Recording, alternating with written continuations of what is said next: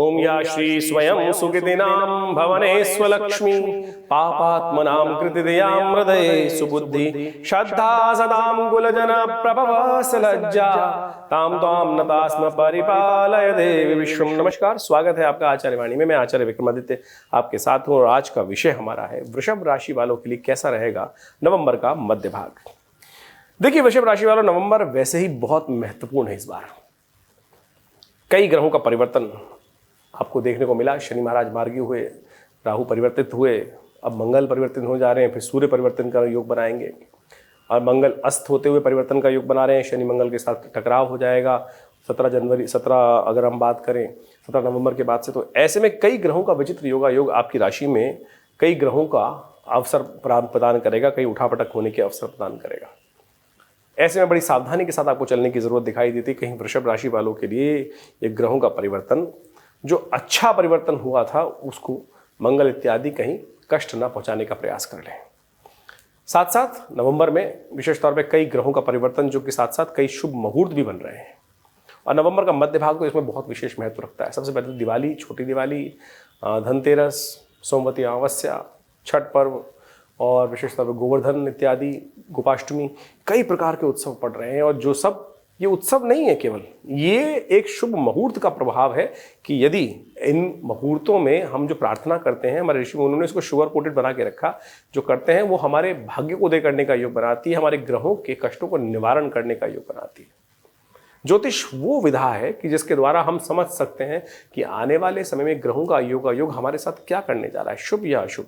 शुभ करने जा रहा है तो उसको और आनंद कर देगा समय उसको बताकर, और यदि अशुभ कर रहा है तो कैसे उसके लिए हम ठीक करने का रास्ता बना सकते हैं। जैसे बारिश हो रही है तो छाता लेके चल सकते हैं, हम अनेक प्रकार के पहले उपाय कर सकते हैं। सब तूफान आने वाला है तो उसको पहले जानकारी प्राप्त हो जाए तो हम उसके जो द्वारा संहार की योग बनने, उससे हम बचने का अनेक रास्ते प्राप्त कर सकते हैं।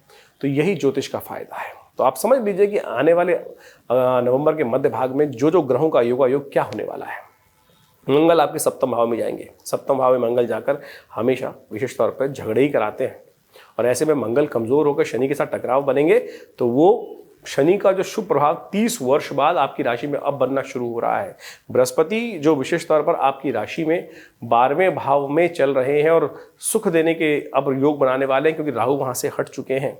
तो अब क्या उसके लिए करना चाहिए, कैसे अपने उपाय करके ठीक करना चाहिए, वो सारी बातें हम इस कार्यक्रम में आपको बताएंगे। सबसे पहले सिलसिलेवार तरीके से बात करते हैं। 11 नवंबर को से आरंभ करेंगे। तो 11 नवंबर को ग्रहों का योग जो बन रहा है, त्रयोदशी उदय तिथि है, और साथ साथ उसके जो योग बन रहे हैं वो विशेष तौर पर शनिवार के दिन का अवसर प्राप्त हो रहा है।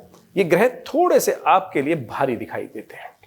स्वास्थ्य के मामले में ध्यान रखने की जरूरत पड़ेगी। त्योहार के दिनों में कहीं बेकार अननेसेसरी खर्चे ना पड़ जाएं, तो जो भी काम करें सावधानी के साथ करें। जल्दी का काम शैतान का होता है, तो इस बात का ध्यान रखते हुए कार्य करें। स्वास्थ्य का ध्यान रखते हुए कार्य करना। प्रथम सुख निरोगी काया, इस बात का ध्यान रखिएगा वृषभ राशि वालों। तो कहीं हल्का सा थोड़ी सी दिक्कत आपके स्वास्थ्य पे प्रभाव खराब ना कर दे, इस बात का ध्यान रखते हुए कार्य करना है आपको। हनुमान जयंती पड़ेगी उस दिन। इस कष्ट को ठीक करने के लिए सबसे श्रेष्ठ उपाय यह है, ऐसे में मंगल आने वाले समय में जो खेल करेगा, बिगाड़ने का काम करेगा आपकी राशि के अनुसार से, उसका पहले से उपाय कर लीजिए। हनुमान जयंती है उस दिन, सुबह सुबह हनुमान जी के निमित्त हनुमान चालीसा का पाठ, हनुमान जी को चूल्हा चढ़ाएं। हनुमान जी के निमित्त उस दिन विशेष तौर पर चूरमे का भोग लगाएं। यदि हो सके सामर्थ्य हो तो सवा मनी का भोग लगा दीजिए। ये देखिएगा मंगल आने वाले समय में अभी 17 जनवरी तक उठापटक होने की योग देने वाले हैं, उन सबसे रक्षा हो पाएगी। भद्रा है इस दिन, ध्यान रखिएगा। सुबह 1 बजे के 57 मिनट से लेकर रात्रि पर्यंत रहेगी। तो नया कार्य दोपहर के बाद करना ठीक नहीं होगा, कष्ट हो सकता है। नया कॉन्सेप्ट, नया प्रोजेक्ट हाथ में लेना नुकसानदायक हो सकता है, विघ्न उत्पन्न करने वाला हो सकता है। 12 नवंबर को दिवाली है। आप सबको बहुत बहुत शुभकामना। दिवाली आपके लिए शुभ हो, आपके परिवार के लिए कल्याणकारी योग बनाए। और इस दिन दिवाली का मुहूर्त जो है वो सबसे पहले इंपॉर्टेंट होता है, वो नोट कर लीजिए।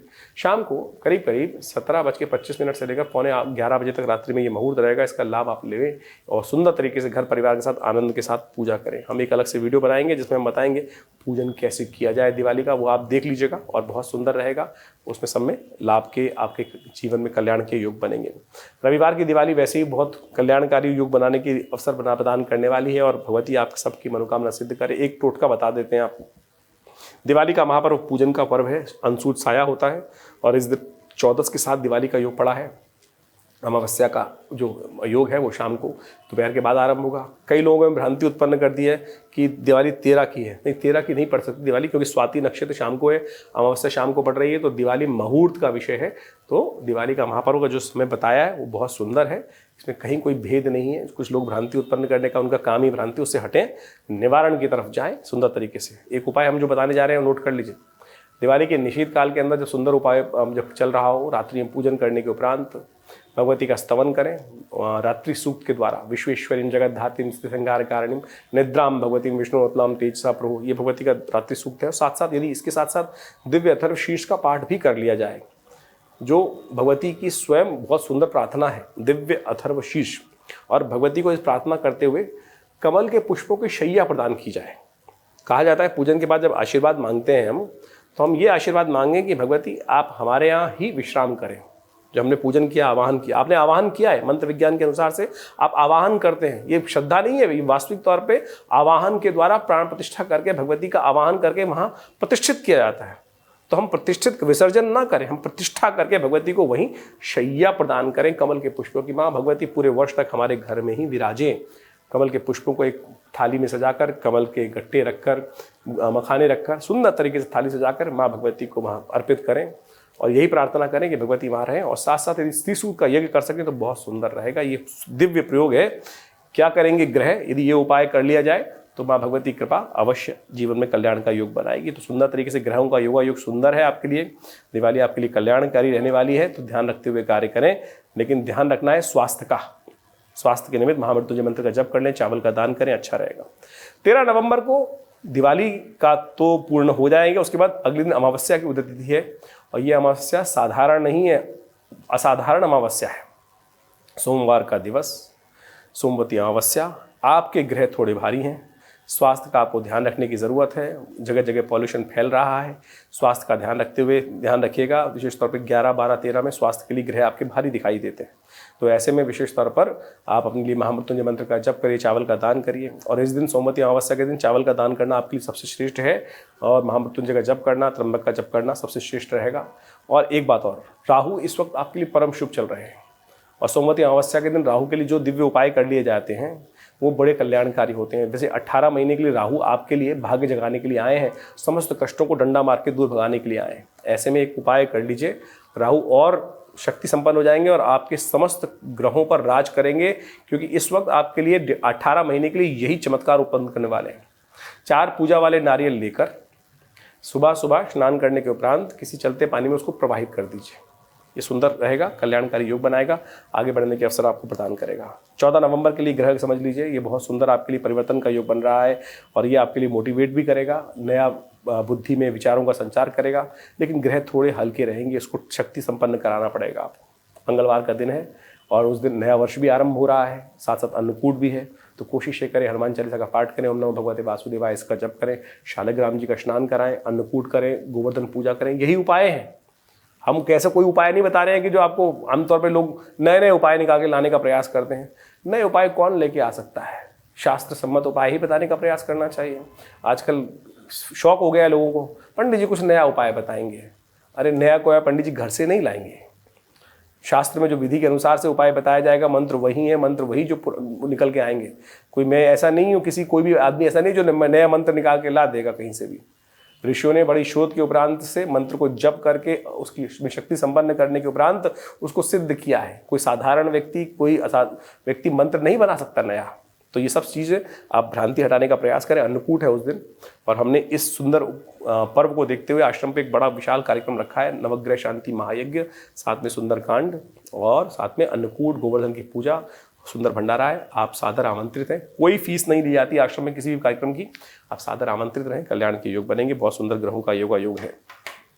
वहीं 15 नवंबर की बात करें तो ग्रह आपके अनुकूल चल रहे हैं, थोड़े कमज़ोर हैं, लेकिन उनको शक्ति संपन्न दे देंगे तो बहुत अच्छा रहेगा। भैया दूज है उस दिन, और ऐसा कोशिश करें उस दिन दूज भी है उस दिन, और विशेष तौर पर कोशिश ये करनी चाहिए कि यमराज जी का पूजन करना चाहिए।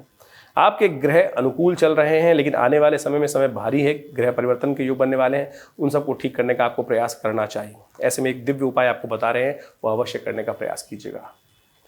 एक उपाय है आपको विशेष तौर पर जो करना है, एक आग के पत्ते पर एक दिया लेकर शाम के समय किसी चलते पानी में उसको प्रवाहित कर दें। ओम यमाय नमः इस मंत्र का, यम दीपदान करने का प्रोसेस है ये, इसको अवश्य करें। पूर्वजों के निमित्त किया जाता है और पितृदोष से निवृत्ति के लिए, अनेक प्रकार की अनाम बलाओं से निवृत्ति करने के लिए उपाय किया जाता है। इसको करने के कल्याण होगा। 16 नवंबर को ग्रहों का परिवर्तन होगा, मंगल का, सूर्य का और चंद्रमा का परिवर्तन होगा। ये परिवर्तन आपके लिए थोड़ा सा भारी दिखाई देता है, हमें ओवरऑल समझा जाए तो। ये अननेसेसरी एग्रेसिवनेस बढ़ाएगा आपके लिए, थोड़ा सा झगड़ा बढ़ाएगा, अशांति उत्पन्न करेगा, स्वास्थ्य भी खराब करेगा, बंधन देगा। तो सब चीज़ों को ध्यान रखते हुए कार्य करने की ज़रूरत है आपको। सबसे श्रेष्ठ उपाय जो आपको करना चाहिए वो नोट कर लीजिए। सबसे अच्छा ये उपाय रहेगा कि हनुमान जी के मंदिर में जाकर पीपल के पत्तों की माला हनुमान जी को अर्पित करें। हो सके तो नमक का दान करें। ये उपाय कर आप कष्टों को दूर कर सकते हैं, इससे लाभ होगा। संक्रांति का पुण्य अगले दिन होगा। सूर्य क्योंकि रात को करीब 1:20 में परिवर्तित होंगे, संक्रांति का पुण्य अगले दिन माना जाएगा। तो उसके निमित्त उपाय बताएं तो वो नोट कर लीजिए। चावल का दान, उड़द का दान, मीठे का दान, घी का दान, गुड़ का दान, ये सब कर आप संक्रांति के पुण्य को प्राप्त कर सकते हैं। चंद्रमा थोड़ा क्षीण चल रहा है तो इसको उपाय कर लीजिए, आपके कष्टों को दूर करने वाला उपाय रहेगा। भाई 18 नवंबर की हम बात करें तो ये महत्वपूर्ण दिन है आपके लिए। पॉजिटिव चेंजेस आने शुरू होंगे, ग्रहों का परिवर्तन होगा और ये परिवर्तन आपके लिए धर्म में रुचि जगाएगा और साथ साथ आपके मन को भी सरल सज्जनता की तरफ लेके जाएगा। ये दिन अच्छा है, शनिवार का अवसर है, कोशिश करें साबुत उड़द का दान करना आपके लिए कल्याणकारी रहेगा। 19 नवंबर को छठ है, उस दिन षष्ठी तिथि उदय तिथि है, सप्तमी तिथि का क्षय हो गया है, लेकिन बड़ा सुंदर पर्व है छठ महापर्व। कोशिश करें स्नान करके भगवान सूर्य को अर्घ देने के लिए सुंदर व्यवस्था करें उस दिन। देखिए आपके लिए ग्रह योग समझने, सूर्य खराब है इस वक्त, एग्रेसिवनेस बढ़ा रहे हैं, तो ऐसे में ये उपाय करेंगे तो बहुत सुंदर रहेगा, आपके लिए कल्याणकारी योग बनेंगे। हो सके तो आटे का दान कर दीजिए, हो सके तो गेहूं का दान कर दीजिए। ये सब उपाय करके आप लाभ ले सकते हैं, क्योंकि 1 महीने के लिए ग्रह इस वक्त सूर्य आपके लिए परिवर्तित की तरफ चले गए हैं और ये आपके लिए 1 महीने के लिए अननेसेसरी, सब चीज़ें बढ़िया चलते हुए, भाग्य उदय होने के चांस होते हुए, फिर भी अननेसेसरी आपकी मूड में एग्रेसिवनेस बढ़ाने वाले हैं। तो ये उपाय करें, अच्छा योग है, करें, लाभ होगा। वहीं 20 नवंबर की हम बात करें तो उस दिन ग्रहों का परिवर्तन का योग है, ये आपके लिए शुभ है, वो मोटिवेट करेगा और आपके काम की कद्र होने के योग बन सकते हैं। गोपाष्टमी है, कोशिश करें गौ पूजन करें, अपनी शक्ति के अनुसार से गौ पूजन करें। भद्रा है, इस दिन सूर्योदय से लेकर शाम के करीब 4 बजे तक। तो नया कार्य करना से अपने आप को परहेज करने का प्रयास करें, नए प्रोजेक्ट हाथ में लेने से बचें। 4 बजे के बाद का समय शुभ है, उस समय गौ पूजन कर गौ का आशीर्वाद लेते हुए कार्य करें, कल्याण होगा।